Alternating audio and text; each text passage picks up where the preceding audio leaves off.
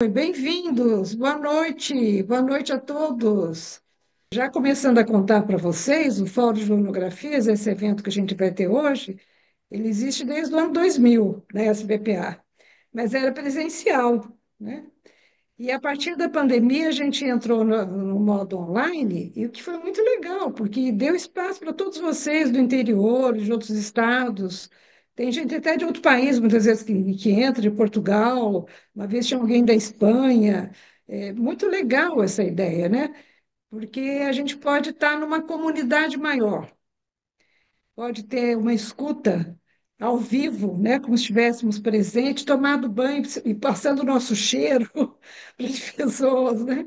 De algum jeito, ativa de qualquer forma a nossa imaginação também, né? Então, como eu estava contando, o Fórum de Monografias já está no nome, né? É um fórum onde as monografias que os membros analistas da sociedade fazem ao final do curso de formação, como requisito final da formação. E ela é apresentada de forma interna, né, com banca e tudo, não direto ao público.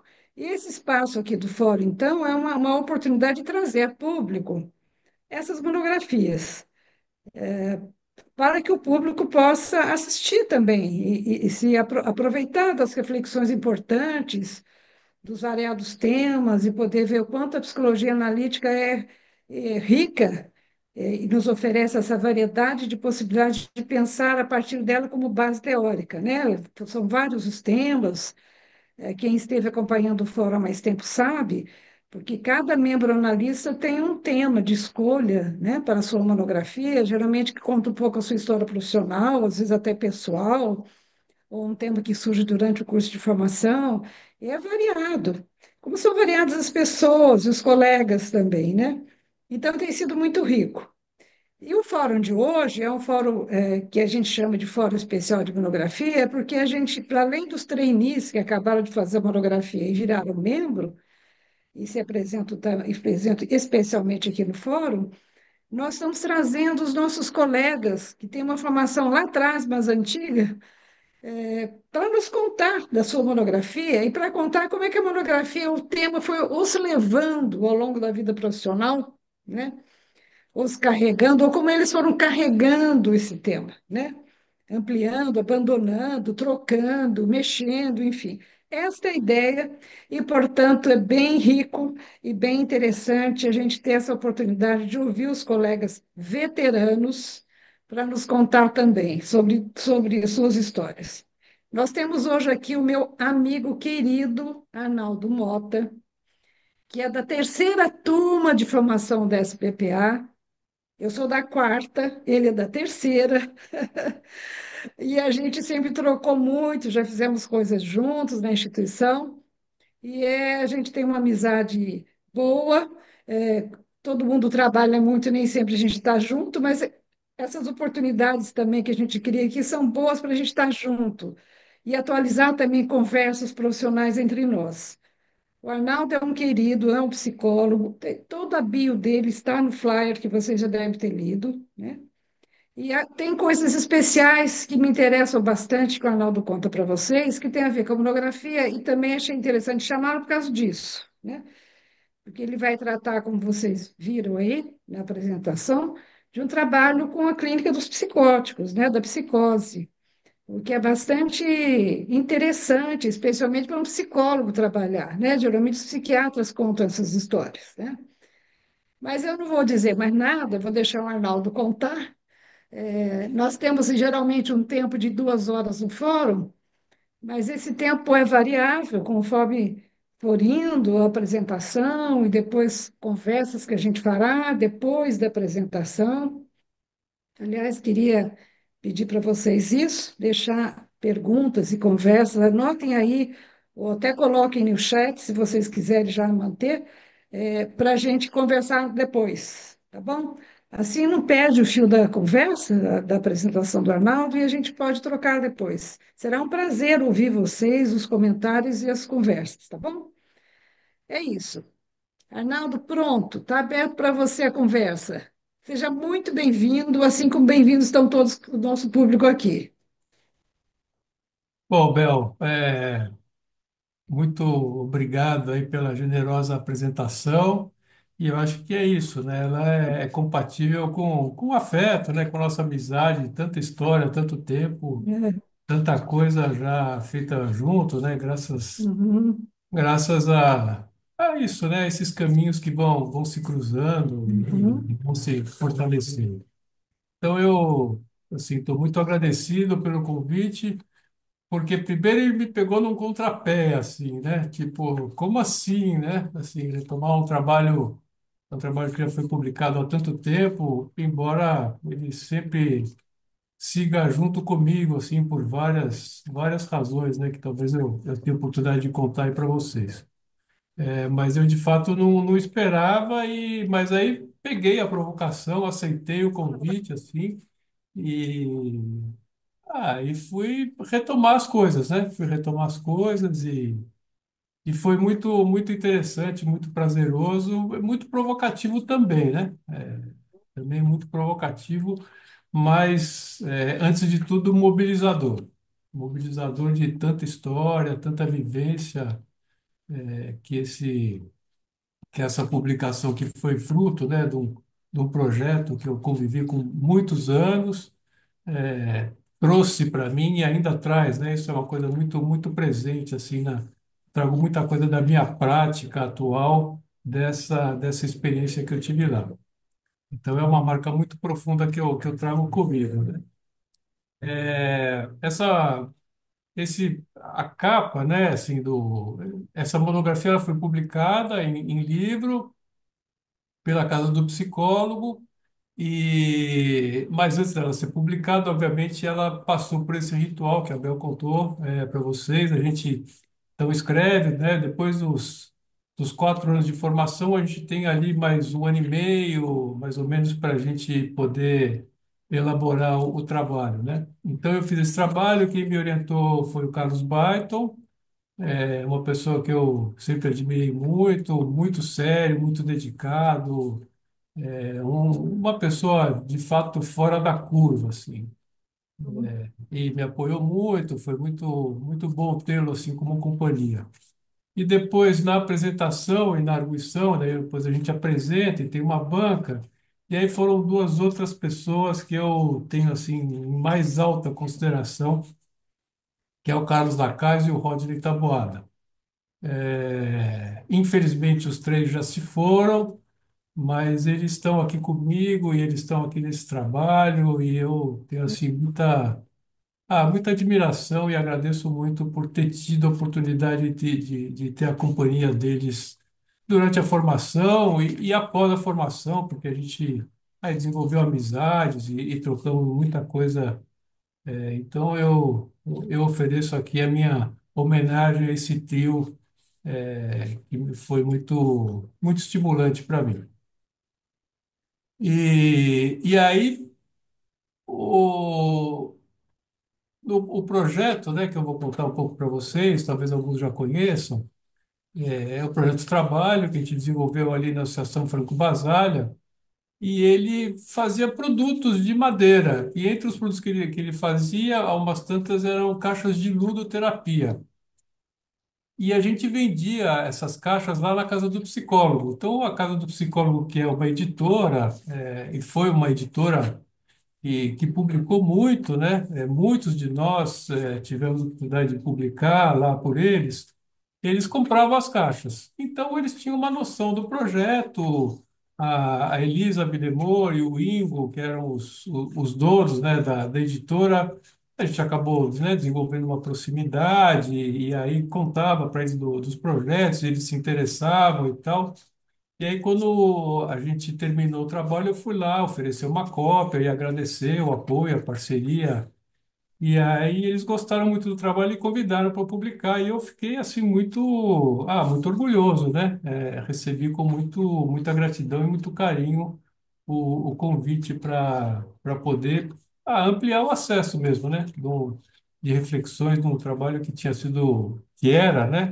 Tão relevante para mim, para minha história e acredito que para a própria história do percurso da saúde mental que a gente vem tendo, né, aqui no Brasil e particularmente em São Paulo. Então, também sou muito grato, né? Tanto a Maria Elisa, que a gente chama de Ziza, quanto ao Ingo, também por darem essa oportunidade. Eu fiz uns slides aqui para me ajudar e eu vou apresentar aqui para vocês e enfim, vai conversando e aí, né? Assim, vamos fazer que nem a Bel falou. As perguntas, eu vou ter uma fala inicial, aí talvez uns 45 minutos. E aí vocês vão anotando as perguntas que forem surgindo para vocês. Se quiserem, podem colocar no chat, não tem problema. E, e eu acho que é isso. Podemos fazer assim? Isso. Tranquilo? Combinados? Ok. Então, Deixa eu só, Arnaldo, antes de você continuar, tem uma coisa importante para falar do meu amigo Arnaldo. O meu amigo Arnaldo já foi presidente da SBPA por uma diretoria, além de participar de muitas comissões dentro da SBPA, comissão de seleção, comissão de ensino. Eu acho que só na comissão Moitará que você não teve, né, Arnaldo? É, acho que e sim. agora é a comissão de ética há bastante tempo. Você está na comissão de ética agora É da no SBPA. conselho, estou no conselho da Conselho SPPA. de ética, conselho de ética, enfim. Então, é alguém que nos representa bastante enquanto SPPA. Então, é uma oportunidade bacana. Temos aqui o nosso, um profissional especial dentro da sociedade para nos contar. Ok, Arnaldo, faltava contar isso. Você Tá já foi bom, até nosso Guida, obrigado. presidente. Você vai me ajudando a lembrar, né, de tanta coisa. É, É, é, muito bom. isso. Então, isso também é um benefício secundário de estar aqui nessa conversa. A gente vai refrescando aí a memória. É, Bom, eu é. vou aqui, então, apresentar o material para vocês, só um minuto. Eu vou botar aqui na tela cheia. Espera só um minuto. Ah,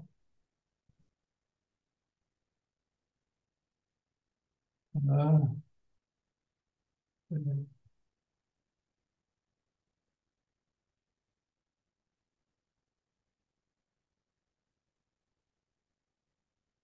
só um minutinho. Vocês estão vendo aí a tela? Falem aí comigo. Eu não estou Tá vendo você, legal, tá legal. tá Não, tá bom? ok. Sim, Estamos vendo. tá É. ok. Então, agora, como eu estou com a tela cheia aqui apresentando, eu não vejo vocês. Então, uma coisa é alguém grita aí para mim, tá bom? Tá bom. Se não estiverem me ouvindo, sei lá, Uhum. qualquer coisa. Qualquer coisa, levantem a mão que vocês aparecem em cena aqui e eu os vejo e posso comentar, tá bem? Ajudar o Arnaldo. Tá bom, obrigado, viu? Tá bom. Bom, então, né, tem aí o convite, né, do evento e, e a capa do livro, né, que vocês já devem ter visto. E, obviamente, então, a Ponte de Madeira, ela trata de um projeto, né, de uma experiência que nasceu dentro do CAPS. Do CAPS Itapeva, na verdade CAPS Luiz da Rocha Cerqueira, mais conhecido como CAPS Itapeva, porque ele fica ali na rua Itapeva, esquina com a Carlos Comenali, atrás do MASP, Museu de Arte de São Paulo, ali na Avenida Paulista. Então é um lugar central, uma casa muito especial, muito bonita, e, e ele foi, então, o primeiro serviço da rede pública para atendimento a pacientes mentais graves em regime aberto. Então, esse em regime aberto, eu acho que ele faz toda a diferença, porque até então, o que a gente tinha, né, como privilégio de tratamento para casos graves era a internação psiquiátrica. E as internações psiquiátricas na época, então, a gente está falando de 40 anos atrás, 30 anos atrás, é muito tempo, né? Mas eu trabalhei em manicômio, né? Então, antes de ir para o CAPS, e, enfim, no começo, né? Quando eu ainda estava estudando a psicologia, fui trabalhar no manicômio. E a situação, bom, é uma situação de manicômio, né? Uma situação muito dura, muito difícil, onde os pacientes tinham internações mínimas de 90 dias. 90 dias de internação mínima. Ah, mas por que 90 dias de internação mínima? Eu acho que por questões técnicas não sei muito, mas por questões econômicas com certeza, porque eram hospitais conveniados, né, com o sistema de saúde e que recebiam, obviamente, por diárias de internação. Então chegava lá 90 dias no mínimo. Então vocês imaginam que situação difícil, né? Ao mesmo tempo, um pouco antes disso, então ainda nessa época, aí, anos 70, a gente vivia, obviamente, uma condição política muito específica no país, né? A gente estava na ditadura, uma época de muita repressão, e, obviamente, os hospitais psiquiátricos, eles refletiam também essa situação repressiva, né? Porque o hospital psiquiátrico ou manicômio, ele é, por si só, um aparato de repressão, né? De repressão do diferente, de repressão da loucura, de repressão do indivíduo, de contenção, né? Então, eu acho que é muito interessante esse paralelo da saúde mental com a situação política, sabe? Então, embora ele se proponha a tratar da psique, um ambiente subjetivo, ele está muito conectado com o exterior e com o objetivo e com o contexto que ele se dá. E aí, como vocês sabem, né, a nossa história, a partir dos anos 70, então, depois né, de uma época mais repressiva, a sociedade começa a se manifestar e buscar novos ares, e vem aí toda uma movimentação popular que vai, então, romper, né, com esse estado, de repressão e esse estado da ditadura, e a saúde mental, de uma certa forma, vai acompanhando. E o primeiro governador eleito que a gente teve diretamente foi o governo Montoro. Aí a gente já está falando em anos 80. Ele, então, traz para a saúde mental uma proposta de justamente ampliar e alterar essa lógica manicomial. Então, a Secretaria de Saúde, né, do governo dele, então, abre vários serviços de saúde mental, mas já procurando tratar os casos fora do ambiente manicomial.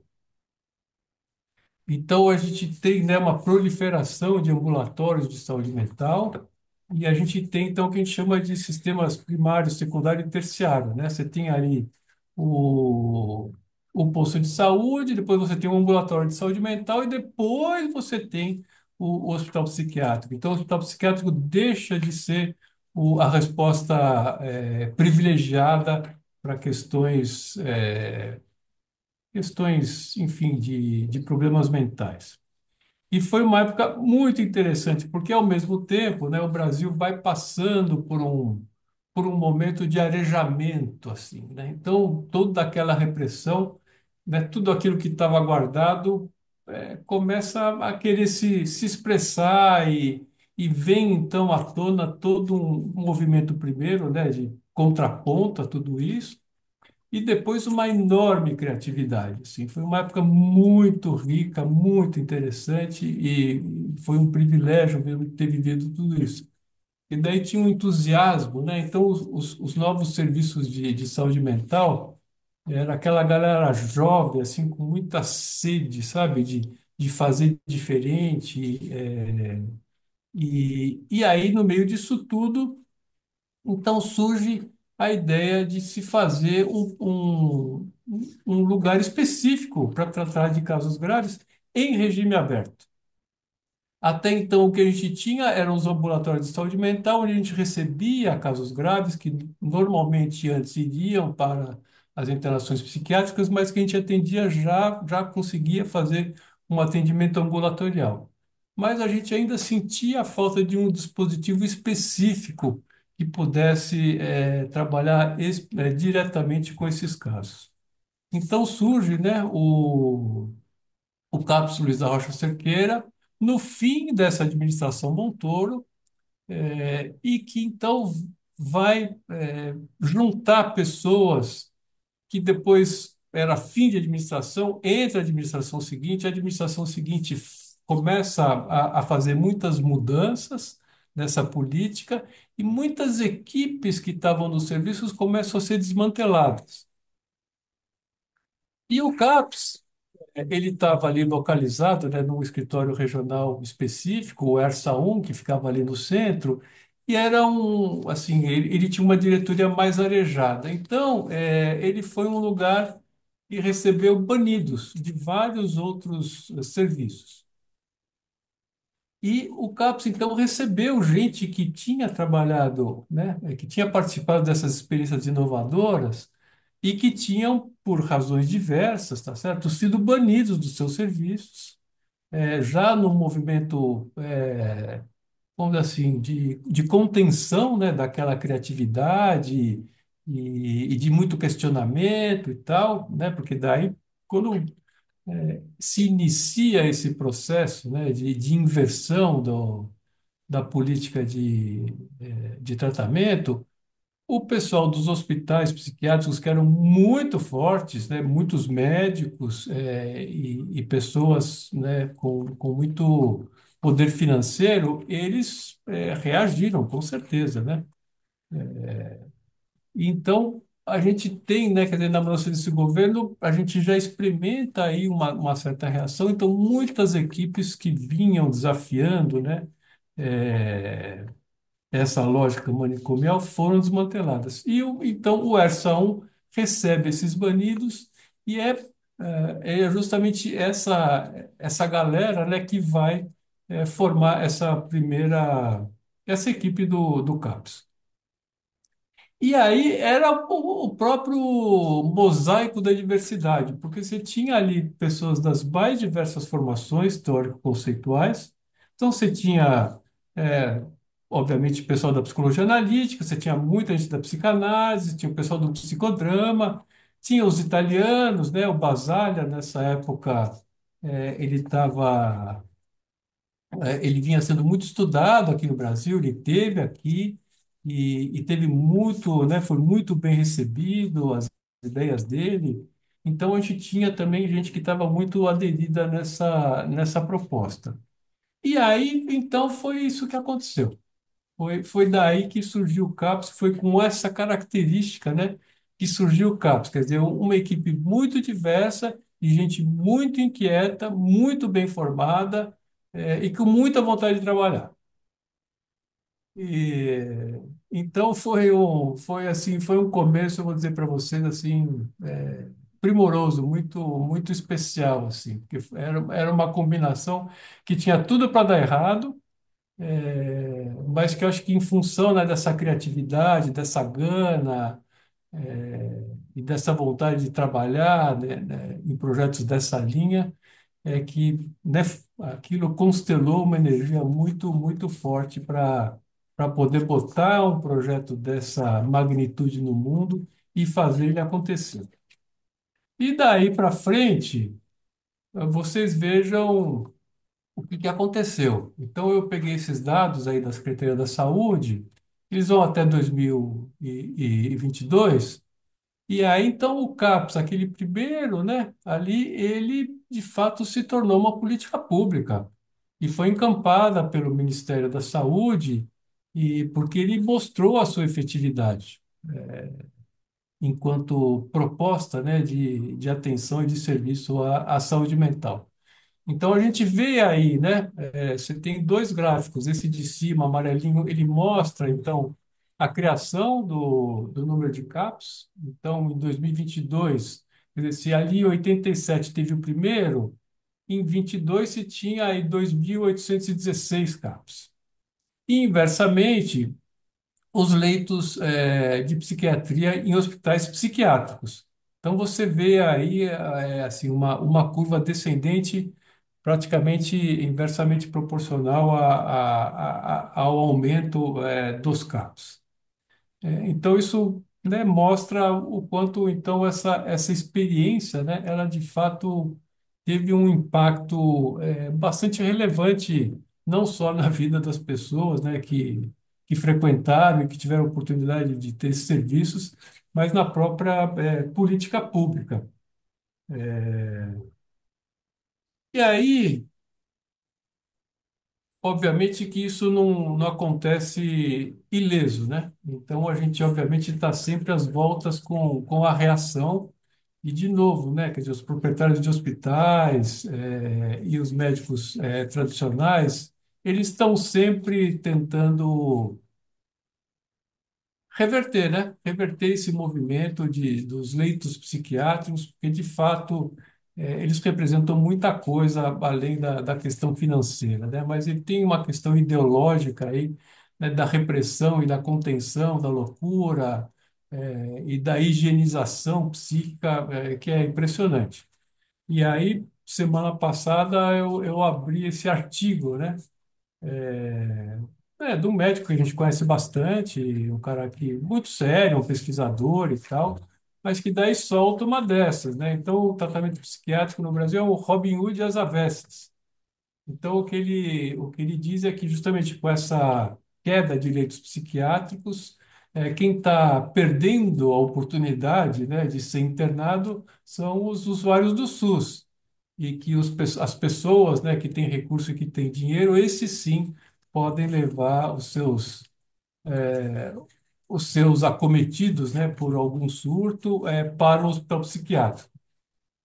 O que, obviamente, enfim, bom, é um argumento bastante questionável, mas só para a gente ter noção, né, de como, embora a gente tenha aí, né, já uma prova, né, e uma consolidação da política, ela constantemente volta a ser bombardeada e questionada. E aí, desse tempo depois, né, graças a esse convite da Bel, essa provocação, eu voltei no CAPS. Eu voltei no CAPS e eu fiquei curioso, né? Falei, bom, como é que está o CAPS? Fazia muito tempo que eu não ia lá, embora eu passe ali, né, ali é um lugar central aqui de São Paulo, então é um lugar que eu passo com alguma frequência, mas eu acho que fazia muito tempo que eu não entrava lá. E resolvi conferir. E aí, retornando. Então, Olha essa, só, então, essa foi a primeira imagem, né, que eu me defrontei. caramba. Que eu falei, caramba, velho, falei isso Aham, mesmo.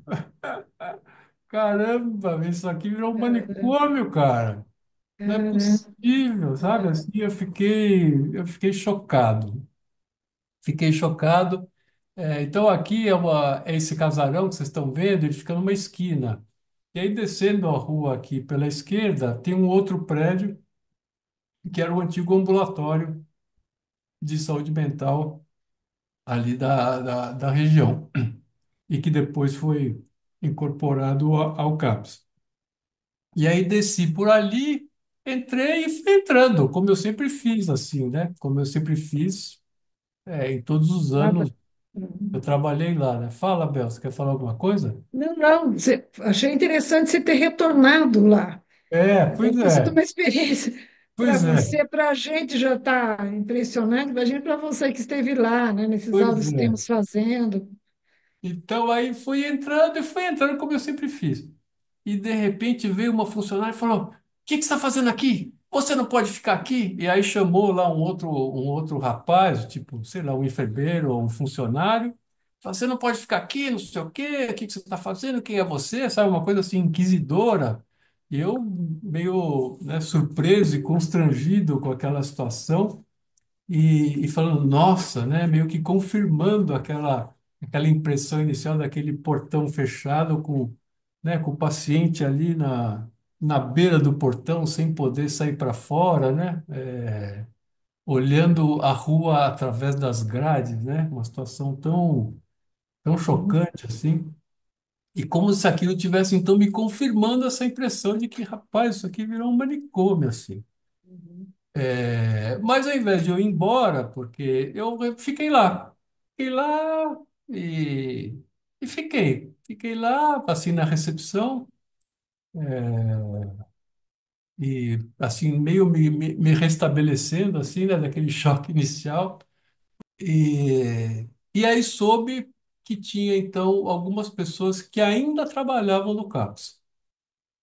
E uma delas, a Fátima, né, uma pessoa querida, trabalhou muito com a gente, assim, participou de várias iniciativas da associação e tal. E daí eu falei, dá para chamar, o pessoal estava em reunião, né? Dá para chamar? Ah, vou chamar. Então, a pessoa, né, com quem eu fiquei conversando lá, mais simpática, mais acolhedora do que a primeira funcionária que me viu, foi lá é, e, e trouxe a Fátima, que é essa daí. Uma querida, assim, o pessoal que tem um ótimo contato com os usuários e, enfim, e que a gente, de fato, fez muita coisa junto.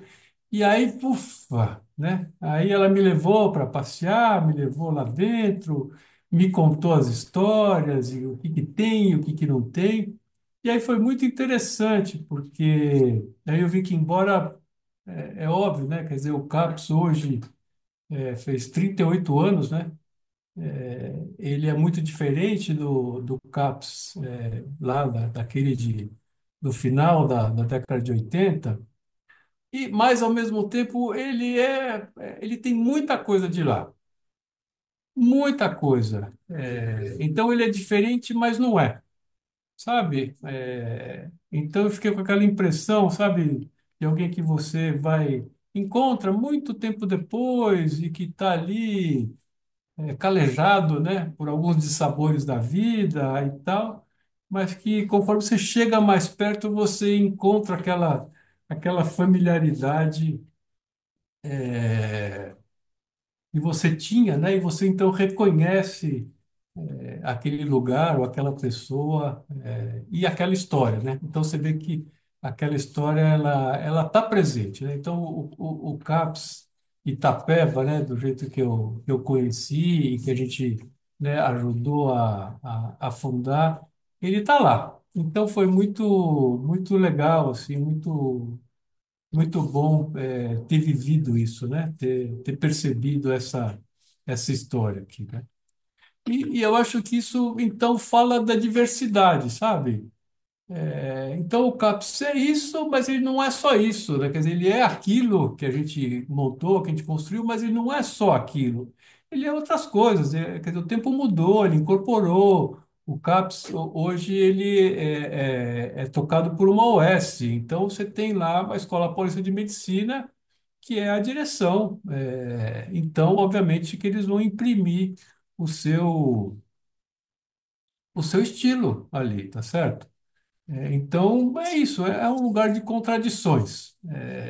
E eu acho que esse lugar, assim, ele é muito interessante, sabe? Porque eu acho que isso é uma característica da identidade do CAP, sabe? Essa diversidade, assim, e esse campo de contradições que pulsa, sabe? Que pulsa, assim mesmo, e que dá uma vitalidade sempre deu uma vitalidade para o lugar e eu acho que, né, permitiu, né, a transformação desse projeto numa política pública, né? Porque a gente percebe que esse lugar da diversidade, ele é fundamental para você trabalhar com casos graves. E, assim, não dá para ter receita de bolo, não dá para achar que aquilo que você estudou é suficiente, sabe? O que a gente percebe é que nesse manejo, né, com situações tão radicais como, né, um surto psicótico, uma pessoa com transtorno mental grave, a coisa é de uma complexidade, de uma profundidade e, assim, quanto mais recurso, né, que seja colocado a serviço do paciente, então, óbvio, isso é completamente importante, né, seja colocado a serviço do paciente, o tratamento, assim, o prognóstico e o percurso só tende a melhorar. Assim, então a gente viu, né, os casos, né, que a gente atendia lá onde a gente podia compor com essa diversidade, mesmo que às vezes em meio a muitos conflitos, mas a gente percebia que, no fim das contas, os usuários só tinham a ganhar com tudo isso. Eu acho que hoje continua assim, né? Eu acho que tem esse embate, né? Esse embate é um embate real e a gente tem que entender e levar ele em conta.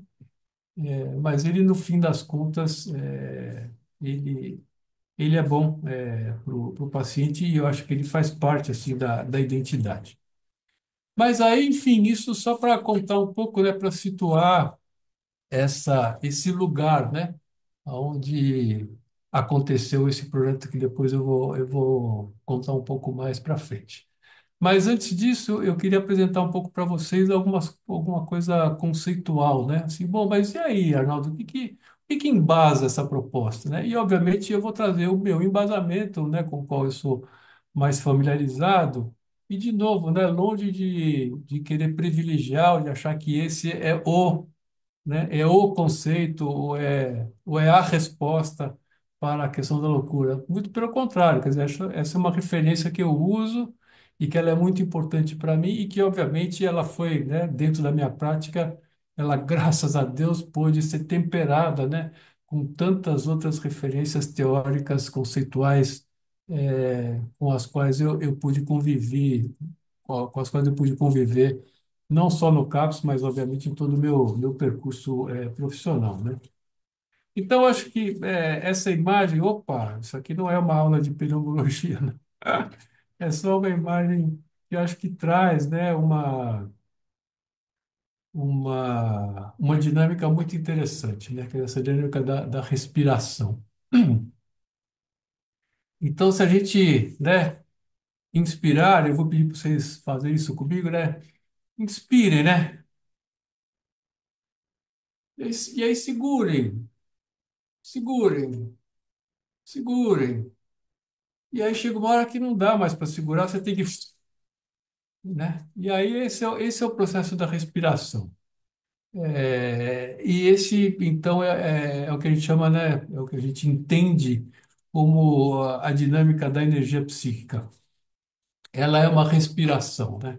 Ela vai para dentro, vai para fora, ela vai para frente, ela vai para trás.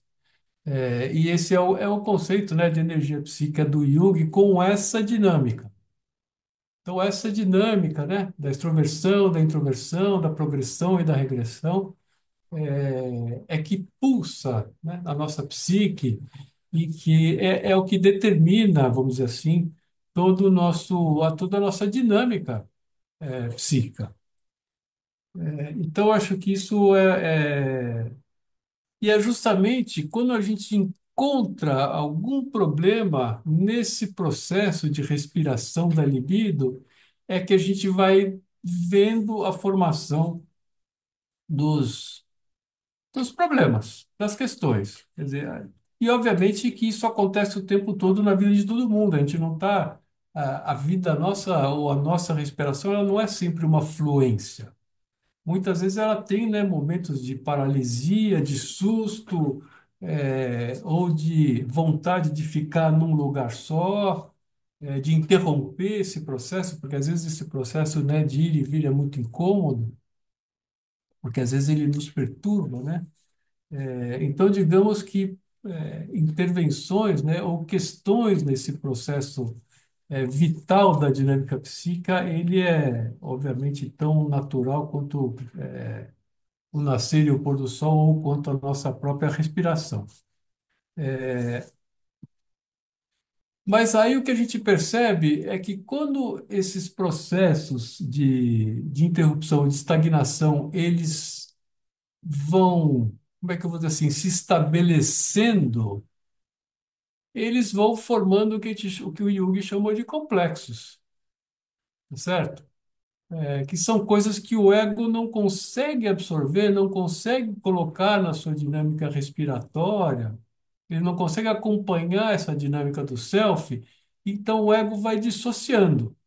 Então, acho que essa imagem, né, que o Dali fez para mim, para essa apresentação, ele ilustra bem, né, essa coisa das caixinhas. Então, a gente vai criando caixinhas ao longo, né, do nosso corpo psíquico e do nosso corpo físico também, que constelam, então, essas coisas, esses pontos que a gente não tem possibilidade de integrar no do nosso fluxo energético, né? O ego ali responsável, né, como esse elemento de trânsito, né, entre o eixo, né, do self, ele vai travando algumas situações e vai então formando esses complexos. E a gente segue na vida, a gente se apoia aqui, se apoia ali, fecha uma gaveta, abre outra e vai em frente. Mas o que a gente percebe é que conforme isso vai se intensificando, quer dizer, um ou outro complexo que vai se intensificando, ele começa a bloquear e começa a interferir de uma forma muito mais radical no fluxo dessa libido. E então isso vai causando obviamente, uma desvitalização desse ego. E aí ele já mal pode se aguentar. Ele vai procurando aí apoios, vai tentando se manter em pé. Mas se de fato, né, esse complexo vai consumindo muita energia, ele de fato vai desvitalizando esse ego, que é esse elemento responsável de interação, né, do indivíduo com a sociedade, com a comunidade e com os seus próprios símbolos internos, né? O processo de individuação vai apresentando para a gente. Então, conforme esses complexos vão se radicalizando, o que a gente percebe é que em algum momento, para algumas pessoas, em algumas situações, ele se transforma num grande buraco. E a gente entende que esse grande buraco, ele se expressa na forma de um surto. Quer dizer, o que que é um surto psicótico? Ele é uma desintegração daquele ego, tá certo? Que não consegue suportar a potência daquele complexo e ele de fato se desestrutura e obviamente é uma situação muito difícil, né? Muito difícil, muito desafiadora. Ah, por que que acontece isso, Arnaldo? Por que que algumas pessoas sim, outras não? Eu acho que essa é uma longa conversa que eu acho que a gente enfim, não consegue esgotar ela aqui. Mas vamos, enfim, tentar entender que, de fato, essa é uma questão que acomete alguns, e, obviamente, a maneira como a gente cuida dessa situação anterior aqui, ela vai fazer muita diferença na progressão e no prognóstico da elaboração desses complexos. Mas quando eles chegam nessa situação, obviamente, aí o caso é muito grave, né? É muito grave. E aí, bom, como é que a gente cuida disso? A ideia, então, é você procurar restabelecer essa dinâmica energética, né? De modo que esses complexos eles possam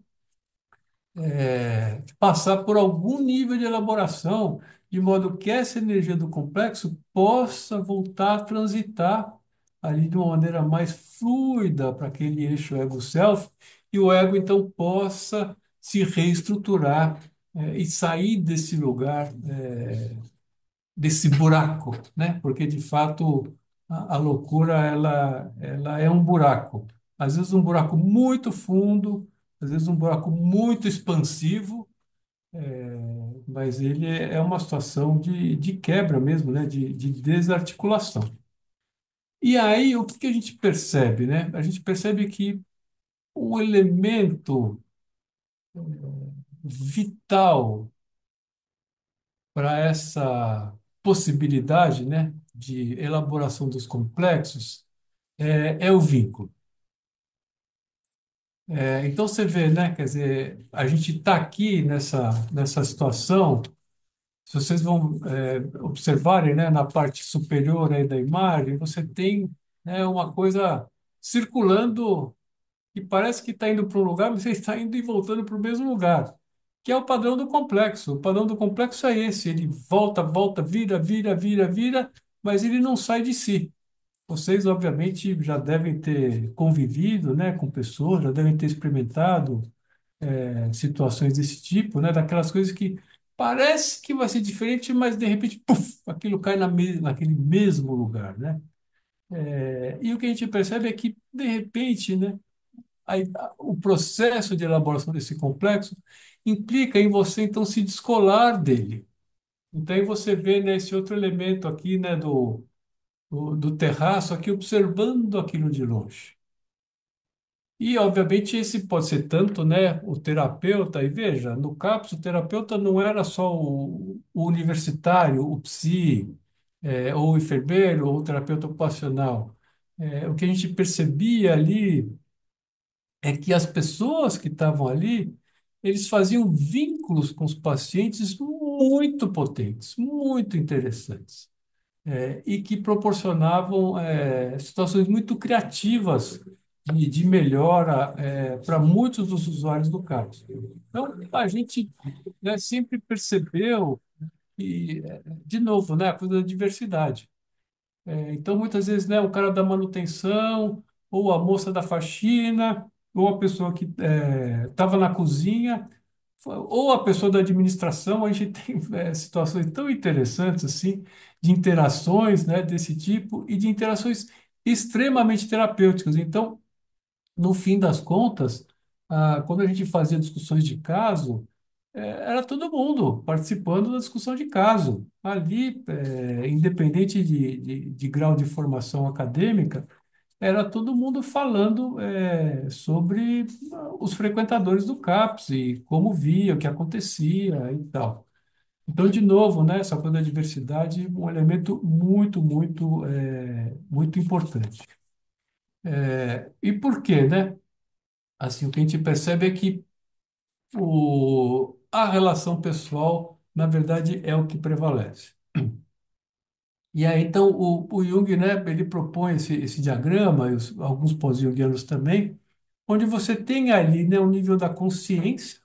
Então, é um eu e um outro, né, falando ali no nível da consciência, mas, ao mesmo tempo, o que a gente percebe é que o eixo, né, da consciência e do inconsciente de um, ele está ali transitando para cima e para baixo, é, mas também os inconscientes de ambos também se trocam. Então, você tem uma relação que ela não se dá só no nível consciente, mas ela se dá também no nível inconsciente. E você vê então que essa dinâmica ela tem todos esses vetores, né? Ou seja, ela tem toda essa complexidade. E daí, se você tem, digamos, de um lado um terapeuta e de outro lado um paciente, o que a gente vai perceber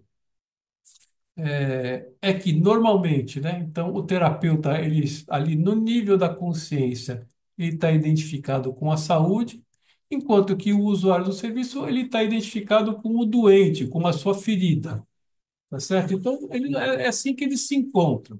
Então, vai lá, né, a pessoa que teve lá uma crise, um surto, então ele vai lá, identificado com a sua ferida, procurar, então, um lugar de saúde, um terapeuta, uma terapeuta, um lugar que possa ajudá-lo a restaurar, entre aspas, a sua saúde. Só que o que a gente percebe, desculpa, o que a gente percebe é que esse profissional da saúde, ele também tem a sua ferida. E se você for conversar profundamente com a maioria dos profissionais da saúde, vocês vão se surpreender e perceber o quanto eles têm as suas questões, entendeu? Ele tem a sua ferida. E quanto mais integrado ele tiver com a sua ferida, mais potente vai ser a sua intervenção. Porque daí o fato dele estar em contato com a sua ferida vai permitir que ele consiga empatizar com muito mais ênfase, muito mais intensidade com a ferida daquele que o procura. E da mesma forma que a coisa funciona nesse sentido, a ideia é que você consiga mobilizar o aspecto de saúde nesse que veio te procurar com a sua ferida ali ao nível da consciência.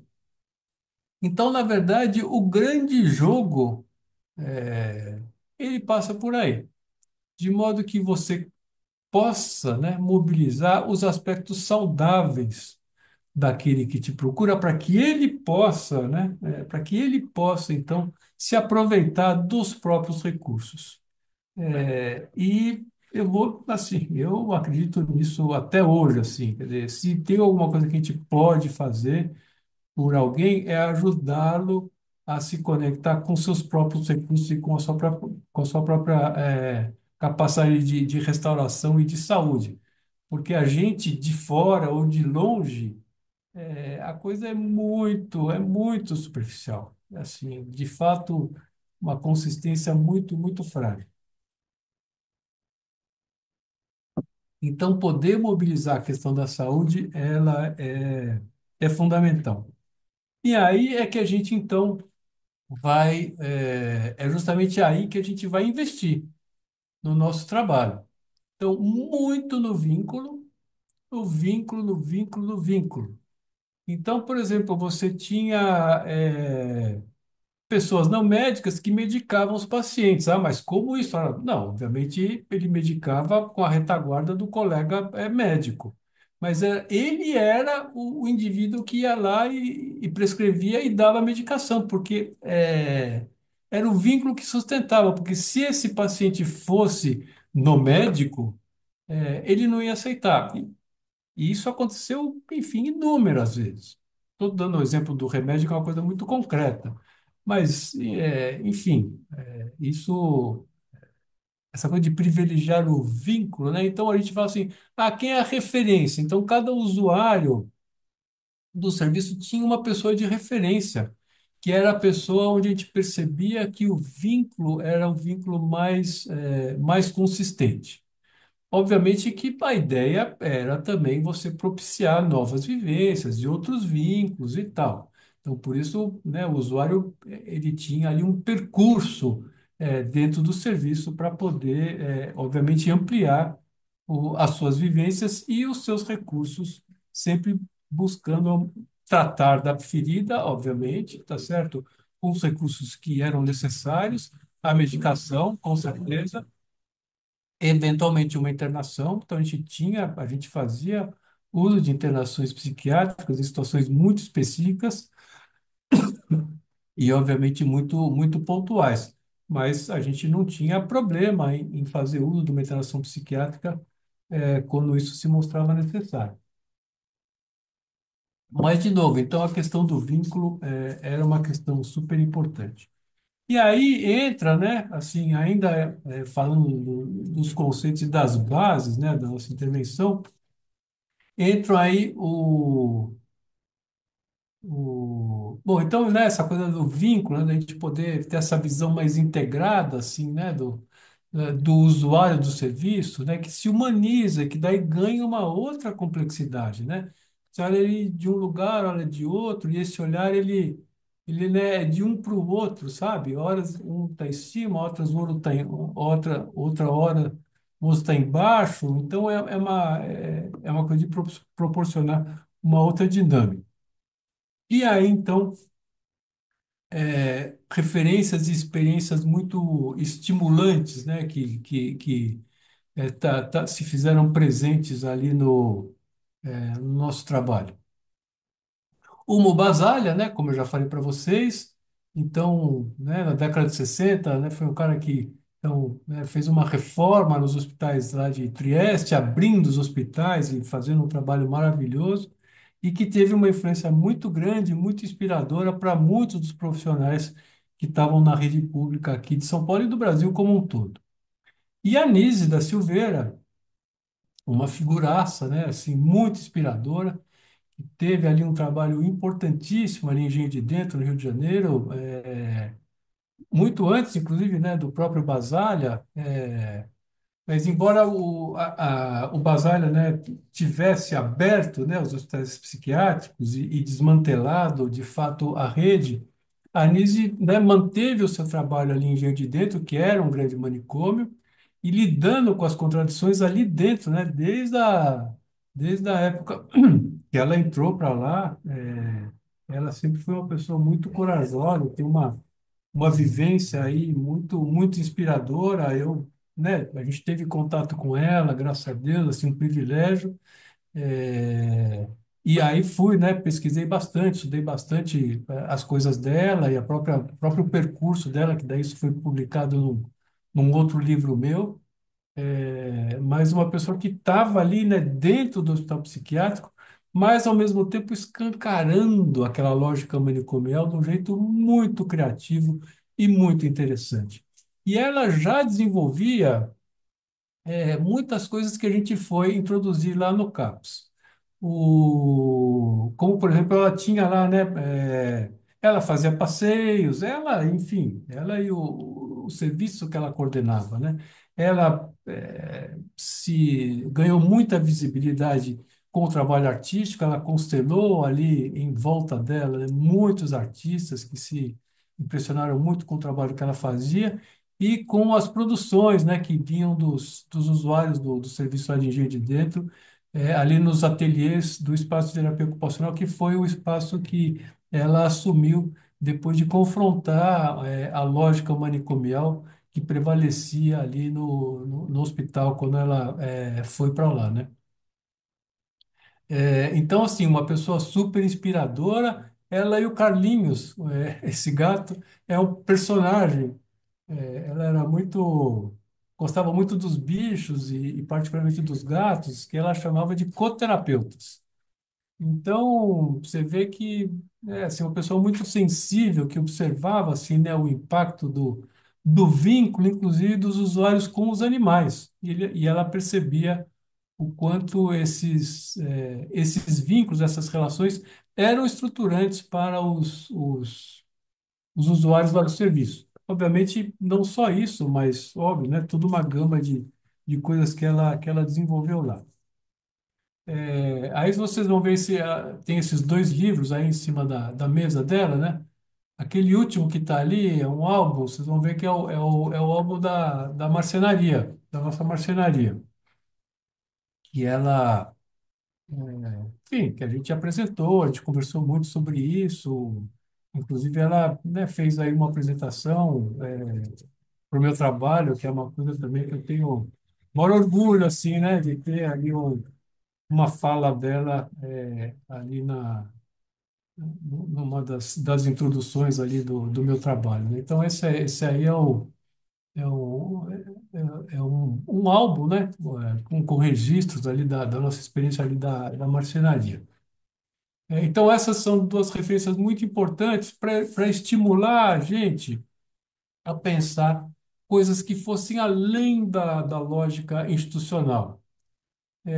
E aí, uma das coisas, né, que a gente percebeu é que os pacientes, então, melhoravam muito com o serviço e, ao umas tantas, eles queriam sair para a vida. Olha, melhorei, estou aqui organizado e estou bem obrigado e tal. E aí, novas demandas começavam a surgir, que é o que a gente chama de demandas para a vida. Então, se num primeiro momento, né, o usuário ficava muito absorvido, né, com as suas próprias questões, aqueles tormentos e tal. Quando ele estabilizava, né, então tinha, né, aparecia aí uma outra vida chamando por ele. E a questão do trabalho era uma questão muito importante, assim, porque muitos deles já tinham trabalhado e tinham sido mandados embora, ou porque tinham questões financeiras, muitos deles eram um peso para a família, né? Quer dizer, pessoa que só gasta, só dá despesa e não produz, não entra dinheiro em casa, seja porque o trabalho, enfim, ele proporciona uma, uma intervenção no mundo, né? E a gente vê assim, quer dizer, embora o trabalho em geral assim, dentro do nosso modelo capitalista, exploratório, né, ele, em geral, é uma atividade alienante. Ele é uma atividade enlouquecedora de um modo geral. Estou fazendo uma generalização, eu acho que grosseira, de uma certa medida, né? Mas de uma forma geral, né? Então, tempos modernos, né? Charles Chaplin vai reproduzir, vai retratar isso que eu estou falando de um jeito muito criativo, né? E até bem humorado, mas também trágico, obviamente, né? Porque, de fato, o trabalho, né, na forma como ele se apresenta, na maioria das vezes, ele é alienante.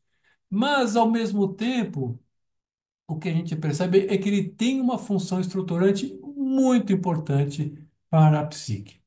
E aí, enfim, quer dizer, no meu livro eu vou fazer uso, né, vou fazer pesquisas de mitos que vão falar sobre a questão do trabalho, e eu pego basicamente dois mitos ali. Eu pego o mito de Pandora, e pego o próprio mito do Gênesis. E nos dois casos, depois se vocês tiverem oportunidade, vocês podem ler o texto. Nos dois casos, o que acontece? Quer dizer, o homem, a umas tantas, ele desafia uma questão divina. Os dois mitos eles têm essa narrativa, esse paralelo, tá certo? Cada um conta do seu jeito, mas eles desafiam, vamos dizer assim, né? Um limite do divino e vão ascender, né? Então Prometeu, né, que vai pegar, né, a luz e vai devolver a chama, né, para os homens, para iluminá-los, ou Adão que vai experimentar então do fruto da árvore da sabedoria do bem e do mal. Então é como se nesse movimento esses dois personagens eles vão experimentar ou eles vão ultrapassar um limite que havia sido determinado pelos deuses. Olha, aqui você não pode ultrapassar. Você aí tem que ficar no seu ínfimo lugar de ser humano. Quando eles então ascendem, né, a essa possibilidade, seja da luz divina, seja da sabedoria do bem e do mal, é como se eles, de uma certa forma, experimentassem essa vivência do divino. E aí o que acontece? Tanto num quanto no outro, eles são castigados, eles são penalizados por essa atitude, vamos dizer assim, né, por esse desafio ao limite divino. E são castigados, então, ao quê? Ah, então, a partir de agora, o trabalho vai ser, então, um jeito de você reparar essa transgressão. Então, o homem vai, vai conviver, né, e vai sobreviver a partir do suor do seu trabalho. E o que a gente percebe é que se, de uma certa forma, né, o trabalho é colocado como um castigo, né, como uma penalização. De outro lado, é justamente o trabalho que vai permitir que o homem crie, tá certo? Porque o trabalho é isso, quer dizer, é o homem, eu estou falando do trabalho como atividade, não necessariamente como atividade remunerada, porque isso é uma coisa possível, mas como uma atividade do homem no mundo, né? Quer dizer, é o homem interagindo e intervindo no mundo. Quer dizer, isso é o trabalho, né? Quer dizer, eu vou lá e vou intervir com a minha força, com a minha energia, com as minhas habilidades no mundo, na matéria, enfim. E isso nada mais é do que exercer a sua capacidade criativa. E exercer a sua capacidade criativa, a gente entende que isso é uma coisa do divino.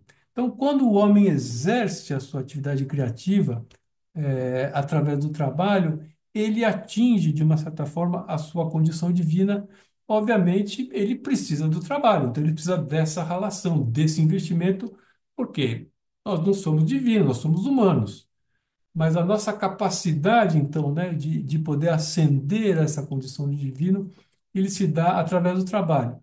Mas não é qualquer trabalho. Esse trabalho alienante, ele continua sendo um trabalho dissociativo, que é um trabalho muito contaminado pela ótica patriarcal. Quer dizer, a ótica patriarcal, ela divide, né? Então, você aqui vai trabalhar, você vai fazer desse jeito, e inclusive é uma interpretação do mito. Quer dizer, quando você interpreta o trabalho como um castigo, ele ainda está sobre essa ótica patriarcal. É um jeito patriarcal de ler o mito, né, e de entender o trabalho como castigo.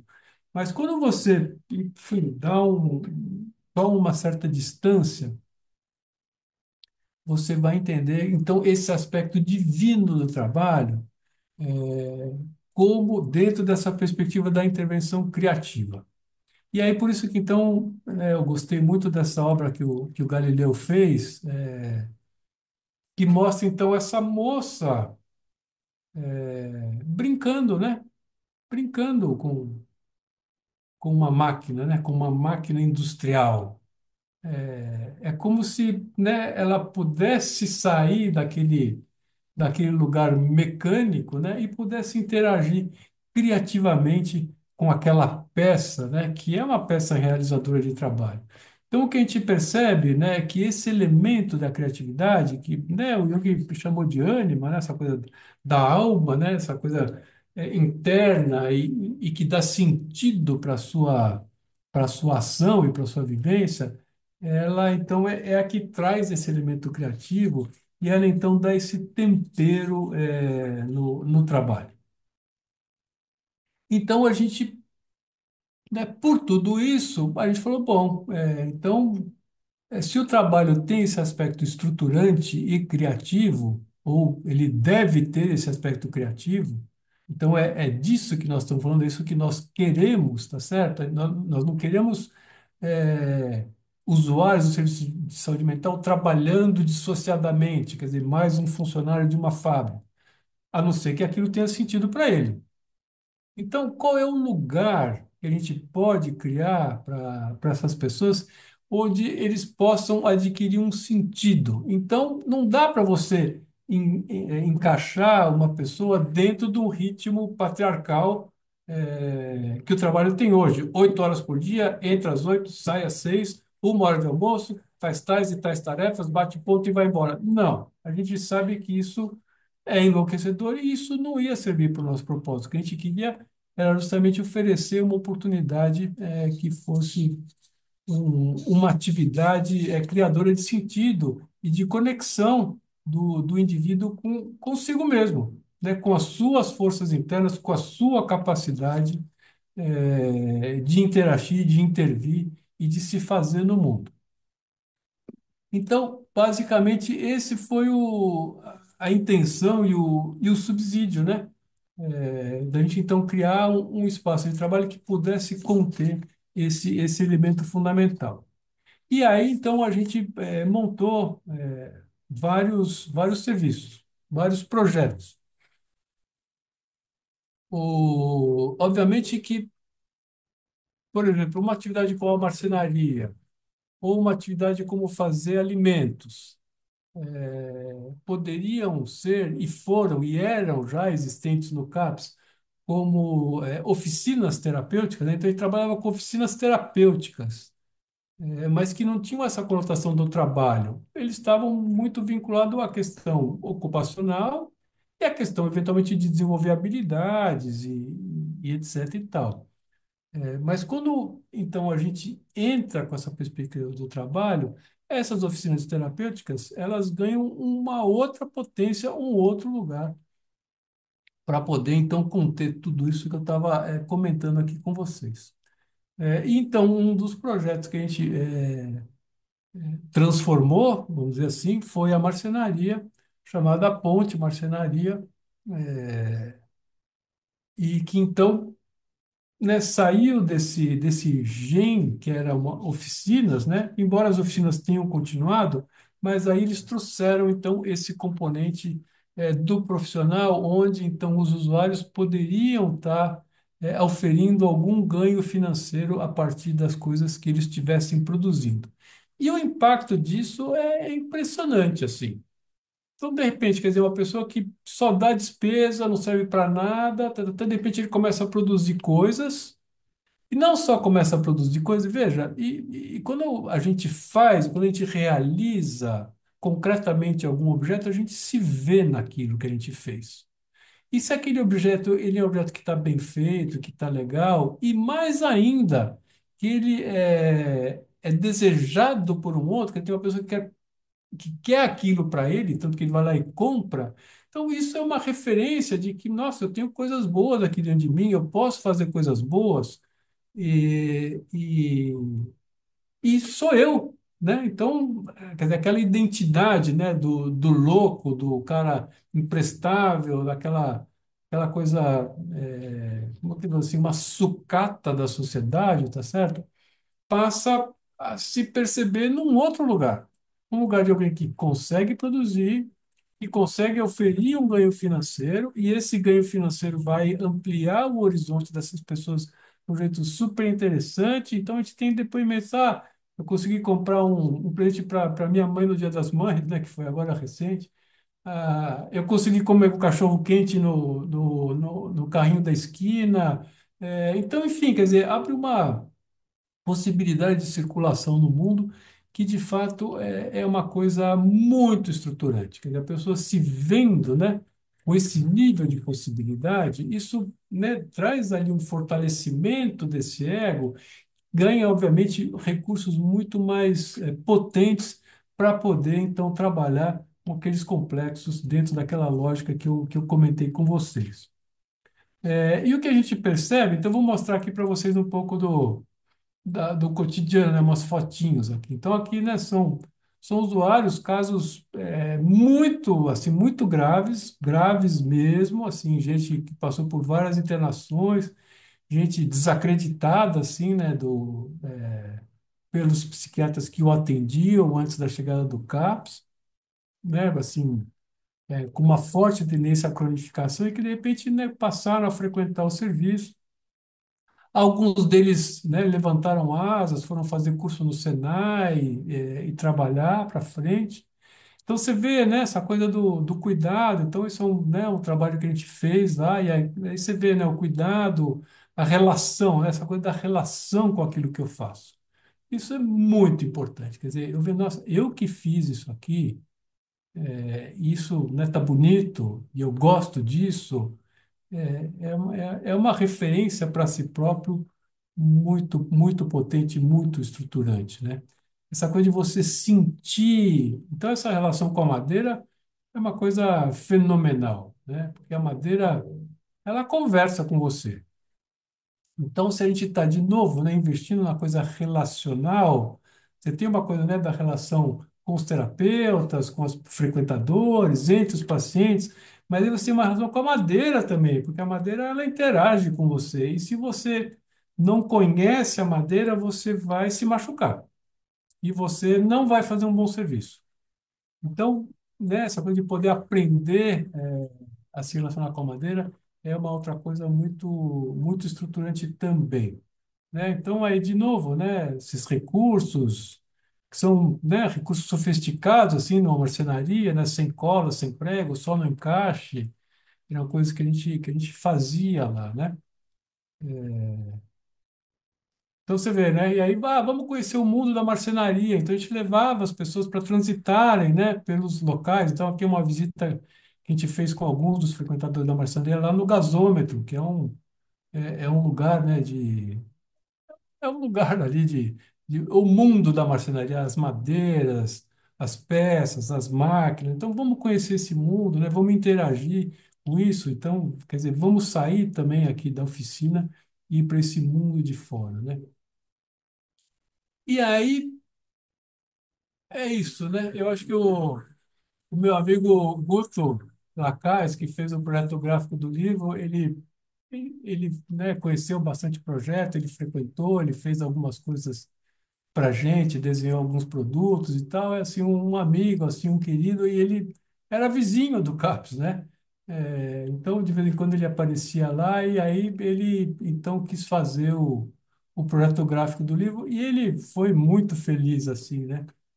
Porque então ele apresenta essa capa onde, né, você tem aí, né, uma coisa fragmentada e desmontada que, né, fala muito assim do usuário chegando no serviço, né? E aí depois ele mostra, pega a contracapa, né? E aí essa coisa montada, assim. Então aí você vê aí, né? A possibilidade estruturante, né? Se fazendo concreto aí nessa imagem. O Dali também, né? Fez uma coisa parecida, né? Já que a gente fez usou umas imagens dele aqui, né? Ele também traz essa coisa que de repente integra assim, né, num centro organizador, que é o que o Jung chama de self, né? É, e, e essa frase do Jung, só para a gente fechar aqui a nossa apresentação, e é isso aí, né, pessoal? Quer dizer, no fundo, não descobrimos no doente mental nada de novo ou de desconhecido. Encontramos nele as bases da nossa própria natureza. Então, eu não preciso. falar mais nada, porque o Jung aqui já falou tudo, né? Agora, eu queria fazer Bom, um comentário só antes de encerrar, boa. Arnaldo, e conversando um pouquinho com aquilo que você e a Ana Carla estavam levantando. Eu Aham, gostei muito de você falar do vínculo com a madeira, sabe? Que é essa coisa da alma na matéria, não é, é? A alma está na matéria, né? A imaginação na matéria, que isso é alquimia pura, né? Isso é imaginação alquímica material, alquimia dos materiais mesmo, né? E essa ideia de daí levar esse trabalho para o mundo, que a alma está no mundo, né? E para os seus pacientes da marcenaria, a alma está no mundo através da madeira, né? Através da matéria madeira, que você leva até na Rua do Gasômetro para ver essa matéria mundo, essa matéria no mundo, essa possibilidade de mundo. Eu achei isso comovente, quero te dizer, não posso deixar de fechar sem te dizer isso, tá bom? alô, querida. Olha, então, bom, você fechou com esse depoimento, assim, eu agradeço muito de te ouvir, porque é muito pertinente, também me toca muito, né? A madeira é um elemento muito especial, muito caro, assim, para mim, né? E para a nossa vida, e para o nosso meio ambiente, e Sim, tudo, né? sim, É sim. um sagrado, né? Assim, eu tenho como uma coisa sagrada, assim. E de novo, né, Bel? Super obrigado aqui pelo convite. Não, Queria agradecer a todo mundo aí, tarde, né, dessa segunda-feira, abrindo esse espaço para a gente conversar. Então, muito obrigado pela presença de todos vocês. E mais uma vez, Bel, parabéns aí pela iniciativa. olha, E, querido. É um prazer ter você aqui. Eu agradeço. Ó, obrigado. e eu agradeço a presença de todos também aqui. Que bom, né? Que boa conversa, que interessante. Vamos continuar trocando. Façam acesso na SBPA se quiserem, para achar o Arnaldo e para a gente continuar conversas, tá bom? Então, estamos aí. Muito obrigada. Boa noite para vocês todos. Boa noite, Arnaldo.